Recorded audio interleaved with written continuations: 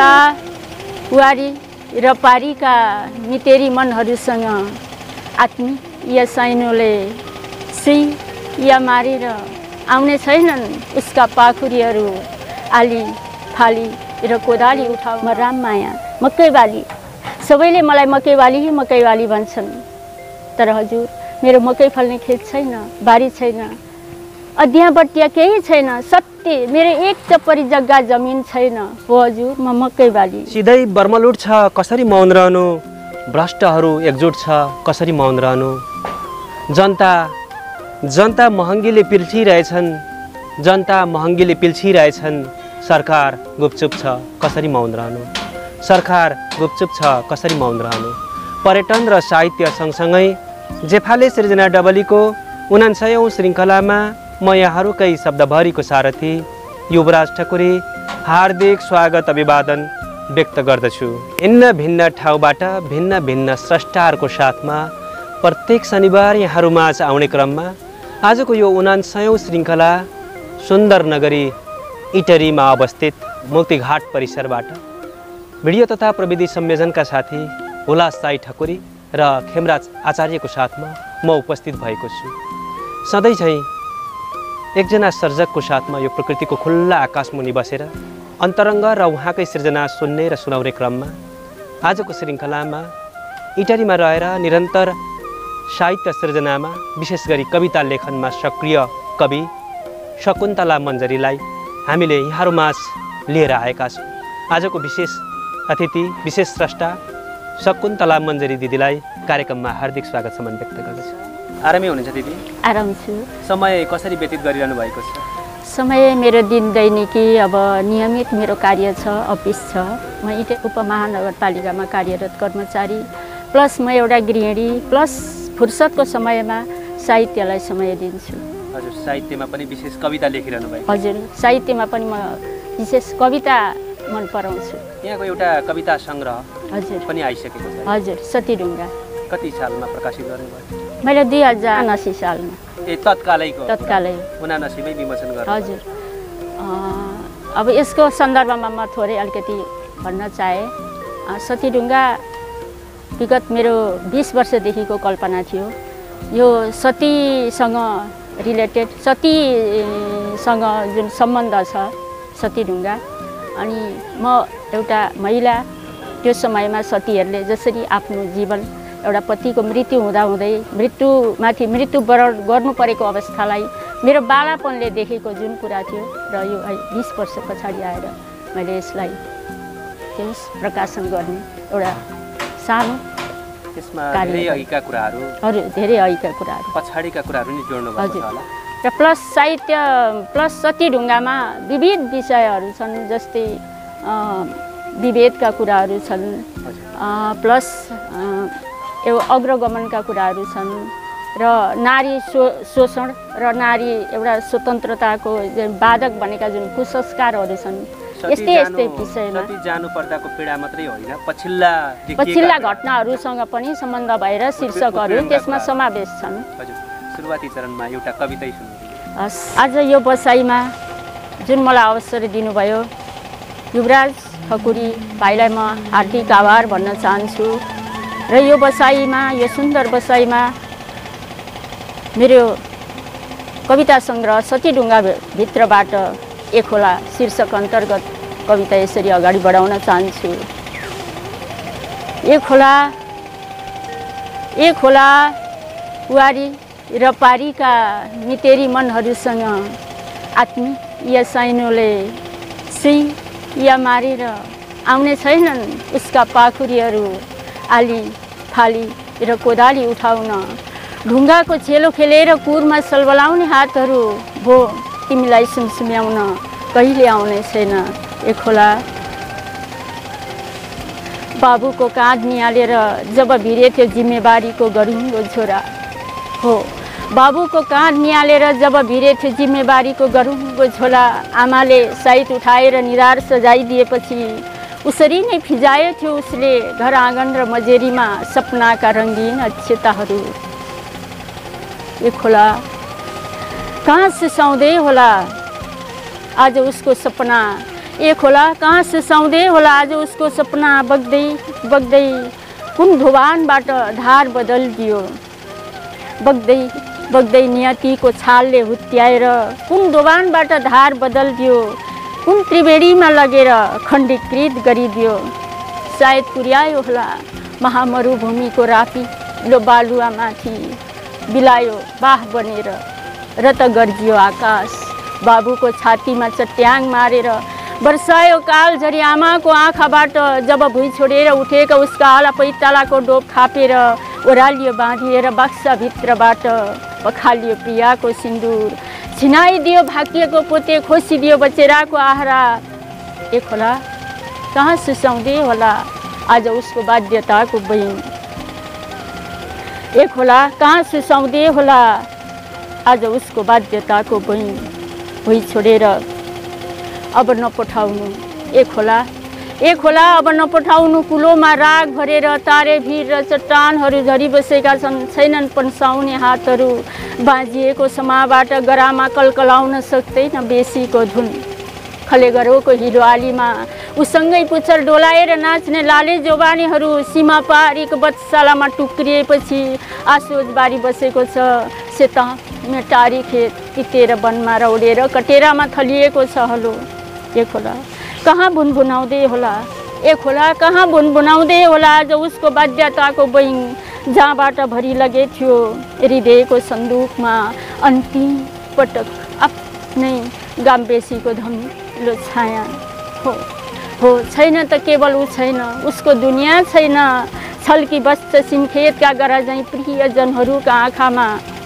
विदाईको अङ्गालो भित्रबाट छोडेर गए थियो प्रियाको अधरमा रहरको एक चुम्बन बस छ त केवल आज उही यादहरूमा बस छ त केवल आज उही यादहरूमा ए खोला धन्यवाद धन्यवाद दिदी अत्यन्तै सुन्दर कविता सुनाइदिनु भयो धन्यवाद कविता अब सती ढुङ्गामै यहाँ राख्नु भएको छ यसलाई हजुर हजुर यो एक खोला केलाई इङ्गित गरेर अथवा कसरी सिर्जना गर्नुभयो यो सन्दर्भमा मैले भन्नुपर्दा जब हाम्रो नेपाली दाजुभाइहरू एउटा सपना बोकेर बाहिर जानुहुन्छ र बाकसमा फर्किनुहुन्छ यो पनि इराक घटनामा जब 12 जना नेपालीहरू मारिए ती मेरै देशका दाजुभाइ मेरा आफ्नै दाजुभाइ हैन जब मलाई सहन गाह्रो भयो अनि मैले एक खोला भनेर यो शीर्षक रचना हजुर यो घटनाबाट म अलिकति उ भएँ दुखी भएर मैले लेखेँ हुन्छ दिदी अब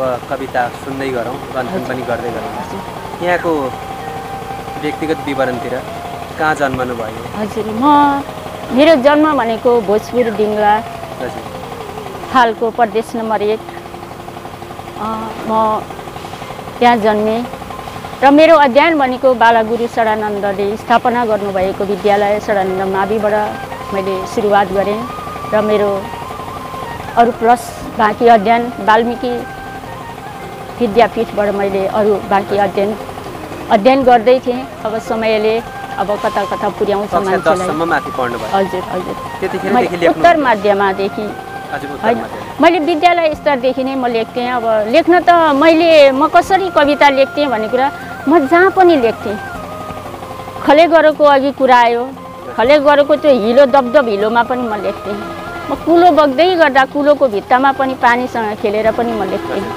माथि भोजपुरको डाँडा परिवेशले नै यहाँलाई प्रेरित गर्यो हजुर हजुर मेरो सुन्दर गाउँ र मेरो जहाँ नेपालको के अरे विद्यालयहरू जब जतिखेर थिएनन् नेपालको पहिलो विद्यालय सर्वसाधारणको लागि पहिलो विद्यालय मेरो त्यो जन्मस्थानको परिचय बालागुरु षडानन्दले जुन एउटा शिक्षाको ज्योति छर्नु भएको जुन ठाउँ जुन एउटा संस्कार सभ्यतामा म जन्मिन पाएँ यसको लागि म गर्व गर्छु र पनि अहिले म मेरो माटो मेरो देश मलाई त्यो मेरो जन्मभूमिले नै मलाई सोच्न बाध्य बनाउँछ जस्तो लाग्छ हजुर प्रेरित त्यसरी नै गर्छ शकुन्तला मन्जरी चाहिँ कहिलेदेखि हुनुभयो हजुर यो मैले मन्जरी राखेको चाहिँ मलाई हामीलाई गुरुले पढाउनु हुन्थ्यो कक्षा 8, 9, 10 तिर अनि हामीले त्यहाँ छन्दो मन्जरी भन्ने चाहिँ हामीले त्यो पढ्नु पर्थ्यो छन्द सम्बन्धी ज्ञानको लागि छन्दो मन्जरी भन्ने एउटा भनौँ न पाठ्यक्रम थियो अनि मन्जरी भन्ने शब्द मलाई त्यतिखेरैदेखि अलिकति लाग्थ्यो। जब म अध्ययनको लागि काठमाडौँ गएपछि के अरे जुन म घरमा बस्थेँ, घरबेटीको घर अगाडि चाहिँ मेरो कोठा अगाडि चाहिँ जस्ट एउटा तुलसाको मोठ थियो है। त्यो तुलसाको मोठमा आएर हर दिन घरबेटी बाले पानी हाल्नुहुन्थ्यो, हामी पनि हाल्थ्यौँ। अनि गर्दै त्यो मन्जरी त्यो तुलसा चाहिँ बढ्दै गयो होइन। अनि फुल्यो, ढकमक्क भयो। अनि त्यो हर दिन हर क्षणमा मेरो ढोकाको अगाडि हुँदाखेरि त्यो तुलसामा मेरो चाहिँ के भनौँ न अलिकति दृष्टि परिरहन्थ्यो। अनि मलाई लाग्न थाल्यो यो मोठमा यो तुलसालाई जसरी आएर पानी हाल्छन्, यो मन्जरी भन्ने शब्द मलाई पनि मन पर्यो। अनि मैले त्यो तुलसाको फुल सम्झिएर मैले मेरो आफ्नो नाम मन्जरी राखेको। विशेष मन्जरी नै हो, विशेष शकुन्तला मन्जरी नै मन्जरी। हजुर हुन्छ दिदी, गफ गर्दै गर्दा फेरि पनि एउटा कविता सुनाउँ। हस्, अब म अर्को एउटा कविता सुनाउन चाहन्छु। अब यो कविताको लेखनी सन्दर्भमा चाहिँ जतिखेर हाम्रो झन्डा, राष्ट्रिय झन्डालाई डढाउने जस्तो घृणित कुकर्म हुँदै थियो, त्यो पीडा सहन नसकेर मैले यो लेखेको हो। यही सतीढुङ्गा कविता सङ्ग्रहभित्रबाट मेरो निशानी भन्ने शीर्षक छ। मेरो निशानी। बलिदानी रगतले पोतिएका आस्थाका युगीन ज्वालाहरू सर्वे भवन्तु सुखिनःको सन्देश बोकेर प्रत्येक बिहानीसँगै सगरमाथाको शिरबाट फरफराउँछ मेरो चन्द्र सूर्य। हिमवत खण्डको चुली चुमेर सात सुरमा सुसाउँछन् वीरताका कहानी, चट्टानमा खोपेर इतिहासका दस्तावेजहरू हो त्यहाँ सुहाउँछ मेरो चन्द्र सूर्य। किनारमा आकाशे रङ्ग पोतेर अखण्ड सार्वभौम शानको रेखी कोर्दै समयको सुसेली सुसेल छन् अभिराम अविरल मेरा मेची महाकाली। मेरी आमाको वक्षस्थलबाट बगेका 10 धारा अमृतका गुड्काहरूमा छल्किएर सभ्यता मेरो नसामा सलबलाउँछन् गण्डकी कर्णालीहरू हो त्यहाँ सुहाउँछ मेरो चन्द्र सूर्य। विराट आँखाहरूले धम्म विराटका आँखाहरूले पिटकहरूका पानामा खिपेका मानवीय मूल ग्रन्थहरू ओम मणि पद्मे हुम मन्त्री र लुम्बिनीको क्षितिजबाट विश्व निहुरिन्छ। मैथिली भित्तामा कोरिएका आदिम सभ्यताका जीवन्त रङ्गहरूमा देखेर ज्ञानको प्रकाश धनुसागरको तलाउमा डुबुल्की लगाउन आउँछन् पुतलीहरू हो त्यहाँ सुहाउँछ मेरो चन्द्र सूर्य हो त्यहाँ फरफराउँछ मेरो चन्द्र सूर्य। बृहत सौन्दर्यको बगानमा बहुजातीय संस्कृतिका झुप्पाहरू समावेशी स्वाद मिसाएर कोसीको विशालतामा फुल्छन् सहलेस र सिरुवा। गढीको टाकुरामा झुम्बिन्छन् साकेर सिलीहरू भाकेर खुवालुङ। युग युग दिग्विजयका लप्काहरू अझै झरझराउनु छ अझै फरफराउनु छ मेरो निशानी मेरो चन्द्र सूर्य मेरो गौरव। धन्यवाद। यो देशप्रेम र झन्डा प्रेमको कविता सङ्ग्रह विमोचन यहाँले इटरीमै गर्नुभयो अथवा काठमाडौँ जानुभयो? होइन, यो सन्दर्भ यस्तो पर्यो जब म यो विमोचन गर्छु भनेर लाग्दै थिएँ त्यतिखेर कोरोनाको महामारी दोस्रो लहर कोरोनाले छायो। त्यस पछाडि मेरो बुवाको यसमा म मेरो स्वर्गीय बुवा विश्वनाथ अधिकारीलाई सम्झिन चाहन्छु। बुवाको पनि एउटा चाहना थियो र म बुवाको शोकमा थिएँ र बुवाको वर्ष दिनको कार्य हुँदै थियो। घरमा सप्ताहमा यज्ञ पुराण थियो र मलाई मेरा कर्मपिता मान्छु कृष्ण विनोद लम्सालज्यू उहाँले भन्नुभयो तिमी त्यो सतीढुङ्गालाई त्यहीँ विमोचन गर जहाँ गएकी छौ तिमी, आफ्नो जन्मभूमि हो घर हो र एउटा भागवतलाई साक्षी राखेर पितृका नाममा तिमीले त्यहीँ गरे पनि हुन्छ भन्ने कुरा राख्नुभयो भोजपुरमै। र मैले यो भोजपुर दिङ्लामा नै गरेँ र आफ्नै जन्मभूमि आफ्नै आँगनमा विमोचन गरेको, जसको हातबाट गरेँ। ऋषिराज लुम्साली हुनुहुन्थ्यो हाम्रो सीमा आदि राजनीतिक विश्लेषक हुनुहुन्छ उहाँको हातबाट यो सतीढुङ्गा। मैले किन जोड्न खोजेको भने धेरै स्रष्टाहरू पूर्वमा रहने स्रष्टाहरू छन्, यताको ठाउँलाई मफसल ठान्दै केन्द्र ताकेर विमोचन गर्न जानुहुन्छ। हजुर, त्यो भएर मैले धेरैजना साहित्यकारहरू भेला गर्नु भएन। हजुर, एउटा पवित्र कार्य गर्दै गरेको ठाउँमा गर्नुभएको छ। हजुर, र मलाई गर्व थियो जहाँ जुन माटोले मलाई हुर्कायो, जन्म दियो र परिचय दियो, मलाई म सफल हुनु र मलाई अलिकति के अरे उ गर्नु भन्दाखेरि पनि मैले मेरो माटोलाई समर्पण गरेको। मेरो आमा, मेरो बुवा त स्वर्गवास भइहाल्नु भयो, मेरो बुवापछि मेरो दादा, मेरो दिदी, जसले मलाई र आज म धेरै धेरै सम्झिरहेको छु। मेरो भाइ, कर्मको मेरो भाइ र मलाई मेरो नातामा ज्वाइँ पर्नुहुन्छ मेरो भाइ रामभूषाल, मेरो बहिनी, जो बिना म सायद अपुरो र अधुरो हुन्छु पारिवारिक यो उसमा, हैन। उहाँहरूलाई सम्झिरहेको छु र मेरो माटो, म हर दिन मेरो माटोलाई सम्झिन्छु, जहाँ मेरा सङ्घर्ष, जहाँ मेरा बालापनहरू बिते र जहाँ आज म यो ठाउँमा आएर यसरी कविता भन्नु मेरो माटोको देन हो, जो मलाई लाग्छ।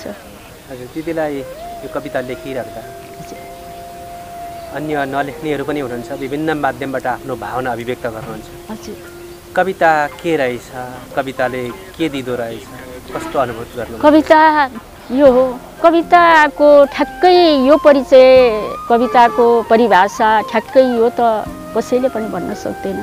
तर कविता होस् या साहित्य, आख्यान, उपन्यास, जे होस्, समाजको दर्पण भनिन्छ।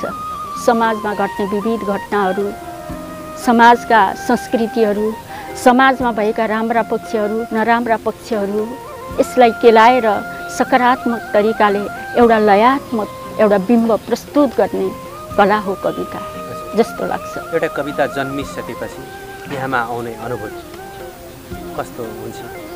जब कविता लेख्नुहुन्छ पुरा भइसकेपछि यहाँमा कस्तो? एउटा कवितालाई ठ्याक्कै लेख्ने बित्तिकै कविता पुरा हुँदैन। कुनै कुनै कविताहरू वर्षौँ लाएर पुरा हुन्छन्। जब कविता पुरा हुन्छ नि, आफूले भने जस्तो भयो भने एउटा आनन्द हुन्छ। जसरी एउटी आमालाई आफ्नो सन्तान प्राप्त गर्दा जति आनन्द हुन्छ, जति चरम एउटा सुखानुभूति हुन्छ, त्यस्तै हुन्छ सिर्जना पनि। वर्षौँ पनि लाउनु भएको छ कविता? हजुर, कुनै कविता त्यो सम्झनुहुन्छ वर्षौँ लाउनु भएर पुरा गर्नुभएको कविता याद छ? वर्षौँ लाएर मैले पुरा गरेको कविता हो निरक्षर योगमाया नै हो। हजुर, हजुर, मैले योगमायाको बारेमा धेरै अध्ययन गरेँ। त्यो चाहिँ वर्षौँ लाएर पुरा गर्नुभएको? वर्षौँ लाएर पुरा गरेको, किनभने म लेखेपछि योबाट त्यो, त्योबाट त्यो, त्योबाट त्यो, अनि एउटा सिर्जना बनाउनको लागि। जस्तै योगमाया उपन्यास लेख्नुभयो हाम्रो निहारिका म्यामले, योगमाया सम्बन्धी अन्य किताबहरू आए, होइन। ठुल्ठुला किताबहरू लेख्नलाई त समय चाहिन्छ नि, तर भावना छ, समय छैन, कसरी पुरा गर्ने त? कवितामा त कम्तीमा अट्न सक्छ नि त केही न केही कुराहरू, होइन। अनि मेरो कवितामै म अलिकति रमाउनुको कारण पनि समयको कारणले पनि हुनसक्छ, होइन। आख्यानहरू लेख्नलाई, कथा निबन्धहरू लेख्नलाई केही समय चाहिन्छ। कविता भनेको कुरा त जतिखेर मनमा फ्याट्ट आयो, दुईवटा शब्दहरू कोरिराख्यो भने त्यसलाई पुरा गर्न पनि सकिन्छ, होइन। त्यो भएर नै म कवितातिर लागेँ र कविता लेखिसकिसकेपछि त्यही हो, समाजको एउटा बिम्ब हो कविता, समाजलाई निहाल्ने एउटा आँखा हो, यही जस्तो लाग्छ। अस्ति एउटा कविता सुनाउनकै निम्ति मोरङकै एउटा विकट ठाउँमा पुग्नुभयो, जेफाले, केराबारी गाउँपालिकाको। यहाँले त्यतिखेर भन्नुभएको थियो मैले यो ठाउँको लागि कविता लेखेको रहेनछु। कसरी त्यसरी अनुभव गर्नु? यस्तो, त्यो ठाउँ जहाँ नपुगिकन, आँखाले नदेखिकन कुनै कुरा बुझिँदैन। अक्षरहरू पढेर देख्नु र आफ्नो आँखाले देख्नु फरक हुन्छ। मलाई जेफाले भनेको, मलाई साँच्चै भन्नुपर्दा मोरङ जिल्लामा पहाड छ भन्ने पनि थाहा थिएन मलाई। म जे होस् जेफाले पुगेँ। जेफाले पुगेपछि म यस्तो भएँ, यस्तो सक भएँ, आहा, जेफाले यो मोरङ जिल्लाको यो शिर, यो टाकुरा यस्तो सुन्दर, यति पवित्र ठाउँ, होइन। राजा रानी हुँदै हामी घुमेर पनि गयौँ, यताबाट घुमेर गयौँ। त्यो एउटा सौभाग्य पनि भयो। झरी बर्सातलाई गाली गर्नुभन्दा पनि मैले पाएको अवसर हो त्यो चाहिँ एउटा, होइन। एकदम त्यो ठाउँप्रति म एकदम आभारी छु, जसले मलाई त्यहाँ गएर आफ्नो सिर्जना राख्ने जुन एउटा अवसर दिनुभयो, तपाईँप्रति पनि म आभारी छु। त्यस ठाउँमा मैले देख्दै नदेखेको कुरा कसरी कवितामा लेखौँ? अब म लेख्दैछु जेफालेको बारेमा। मैले जेफालेको बारेमा म अध्ययन गर्दैछु। एकजना कविले लेख्नुभएको रहेछ, युमा। उहाँले संस्कृतका छन्दहरूमा लेख्नुभएको छ। युमाको बारेमा, युमा हाम्रो युमा पारुहाङको बारेमा लेख्नुभएको जुन कविता, म त्यसैलाई लेखेर भूगोलको अध्ययन गर्दैछु। जेफाले कुन भूगोल, कसरी त्यहाँको संस्कृतिहरू, त्यहाँको पवित्र धार्मिक चिजहरू, त्यहाँको संस्कार सभ्यता के हो भन्ने बारेमा म खोज्दैछु। म हरेक कुरा लेख्दाखेरि केही न केही कुरा खोजेर मात्र लेख्छु कि जुन अनुसन्धानले त्यो पछिसम्म पनि काम लागोस् भने जस्तो लाग्छ। भावना मात्रै नभएर भावना मात्रै तथ्य पनि आउनुपर्छ। जस्तै मेरो अघि भन्दै हुनुहुन्थ्यो योगमायाको बारेमा। योगमायालाई मैले जसरी पुरा गरेँ, मैले कति कुराहरू छोडेको थिएँ। योगमाया के हो त भनेर मैले नपढिकन योगमाया शीर्षकमा मैले के लेख्थेँ होला, 2-4 हात लेख्थेँ होला। योगमाया भनेको सशस्त्र एउटा नारी हस्ताक्षर हुन्। नेपालको पहिला अधिकारवादी नेत्री योगमाया। त्यस पछाडि उनका केही बाँडीमा उनका अहिले भनौँ न अहिलेका पुस्ताहरूले हामीलाई एउटा स्कुलमा कलेजमा अध्ययन गर्न किताबहरू हुन्छन्, कपीहरू हुन्छन्, जसलाई त निरक्षर योगमाया भनिन्थ्यो, जसलाई अक्षरको ज्ञान पनि छैन। अक्षरको ज्ञान नै नभएको मान्छेले त्यस्ता बाणीहरू, त्यस्ता चिजहरू कसरी चाहिँ एउटा कल्पना गर्नुभयो होला, कसरी समाजलाई दिनुभयो होला, समाज परिवर्तनका कुराहरूमा कसरी अगाडि बढ्नुभयो होला। जतिखेर विभेद थियो, विभेदको दलनमा दलदल फसेको जातीय विभेद अहिले पनि चरम छ, तर त्यतिखेर उहाँले जातीय विभेदको घोर निन्दा गर्नुभएको, मानापातीको आदि घोर निन्दा गर्नुभएको जुन कुराहरू मैले उहाँको एउटा अध्ययन गरिसकेँ, प्लस अनि मैले लेखेँ। यहाँको कवितामा यसो भन्न सकिन्छ, भावना मात्रै छैन, भावना मात्रैले कविता आत्मारति होइन। म यो भन्न चाहन्छु, कोही आफ्नो बहकिएर प्रेमको बारेमा तिमी बिना यो मरिहाल्छु आदि इत्यादि मात्रै कविता होइन। कविताले देश बोल्नुपर्छ, राष्ट्र बोल्नुपर्छ, राष्ट्रियता, भाषा, संस्कृति, संस्कार, हाम्रो पहिचान बोल्नुपर्छ। आफ्नो पहिचान नभएर अर्काको पनि पहिचान बोल्नुपर्छ, समाजको पहिचान बोल्नुपर्छ। मैले जेफालेमा केही रहेनछ भन्नुको कारण यही हो। मैले लिम्बू भाषा, साहित्य, संस्कृति, ठकुरीको आदि इत्यादि रहन सहन आदि कुराको मैले कहिले खोज गर्न पाएकी थिइनँ। अब त्यो अवसर मलाई दिनुभयो, यहाँलाई म धन्यवाद भन्न चाहन्छु। हुन्छ दिदी, यो अत्यन्तै पवित्र ठाउँ हामी जेफालेदेखि हजुर इटरीको यो मुक्तिधाम हामी आइपुगेका छौँ। यहाँको कविता हाम्रो जीवन अन्त्य हुने ठाउँमा यहाँ बसेका छौँ, बसेर सुनिरहेका सुनाउन पाएका छौँ। साथै खुसी लागेको छ। यो व्यस्त समयमा पनि एकै बोलीमा यहाँले समय दिनुभएको छ।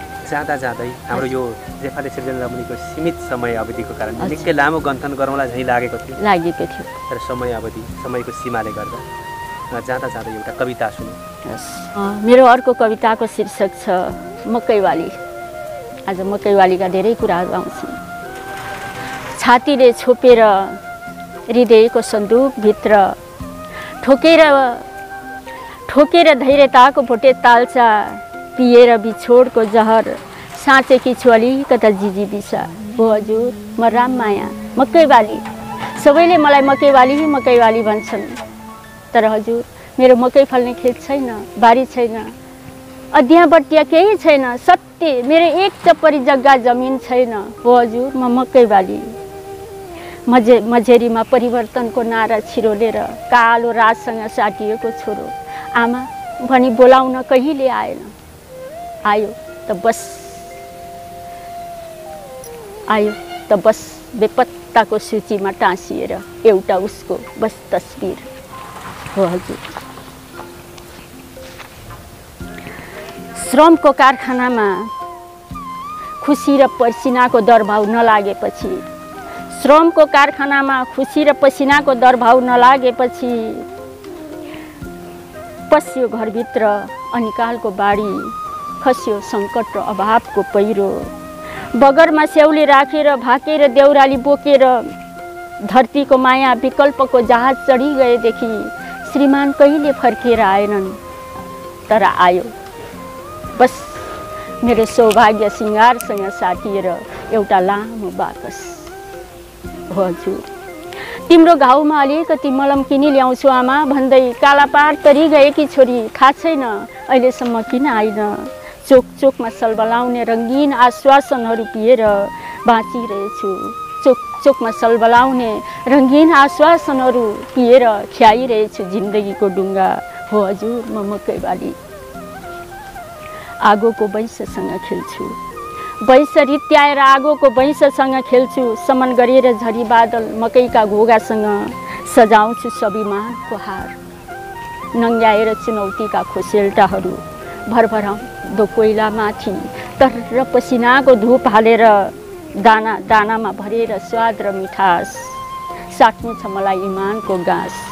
पसार्न सक्दिनँ हातहरू खियाएर नङ्ग्रा उठाउँछु स्वाधीन पाखुरी, भर्छु पेट बचाउँछु लाज। हो हजुर, म मकैवाली। तापेर पञ्चाग्नि रापिलो सडकमाथि, तापेर पञ्चाग्नि रापिलो सडकमाथि घामको ज्वाला निलेर कसेर इमानको फेटा कर्मको तपस्यामा छु हजुर, म मकैवाली। म राममाया, सबैले मलाई मकैवाली मकैवाली भन्छन्, तर मेरो मकै फल्ने खेत छैन, बारी छैन, अध्यया बटिया केही छैन। सत्य मेरो एक चप्परी जग्गा जमिन केही छैन हजुर, म मकैवाली। धन्यवाद। म मकैवाली। म मकैवाली। अत्यन्तै सुन्दर कविता। यो मकैवालीप्रति समर्पित, जसको जे छैन नभए पनि छ भने जस्तो किन भएको। यो अमूल्य समय दिनुभएको छ दिदी, अत्यन्तै खुसीदायक छ। हामीले यहाँको कविता सुन्यौँ, यहाँका कुराहरू सुन्यौँ। यो समयको निम्ति हार्दिक आभार व्यक्त गर्दै जाँदा जाँदै यहाँलाई भन्न मन लागेका केही कुराहरू। मलाई पहिलोचोटि मलाई भन्न मन लागेको भन्दा पनि जुन यो एउटा अवसर दिनुभयो, हामी साहित्य कर्ममा लागेका मान्छे खासै कुनै स्वार्थमा पनि हिँडेका हुँदैनौँ। मात्र एउटा स्वार्थ हुन्छ भने देश, राष्ट्र र राष्ट्रियता। यस्तै अवसरहरू मिल्दै जाओस्, यहाँको साथ सहयोग पाउँदै जाउँ, साहित्यमा अरू केही लेख्न पाऊँ, अरू केही गर्न पाऊँ। मलाई आज यति नै भन्नु छ। जेफाले सिर्जना डबलीको 79औं श्रृङ्खला हामीले यो सुन्दर नगर इटरीमा रहेको मुक्तिधामबाट कवि शकुन्तला मञ्जरीको साथमा हामीले सम्पन्न गऱ्यौँ। जेफाले सिर्जना डबली कस्तो लाग्दैछ यहाँहरूलाई? जेफाले सिर्जना डबली फेसबुक पेज, जेफाले सिर्जना डबली युट्युब च्यानलसँग जोडिनु भएको छैन भने त्यहाँ जोडिएर हामीलाई सल्लाह सुझाव दिएर हाम्रो यात्रामा सहयात्रा गर्नु हुन अनुरोध गर्दै भिन्न ठाउँबाट भिन्न स्रष्टाको साथमा अर्को शनिबार भेट्ने बाचासहित म यहाँहरूकै शब्दभरिको सारथी युवराज ठकुरी, भिडियो संयोजनका साथीहरू हुलास साई ठकुरी र खेमराज आचार्यको साथमा बिदा हुने अनुमति चाहन्छु। नमस्कार। जय पर्यटन।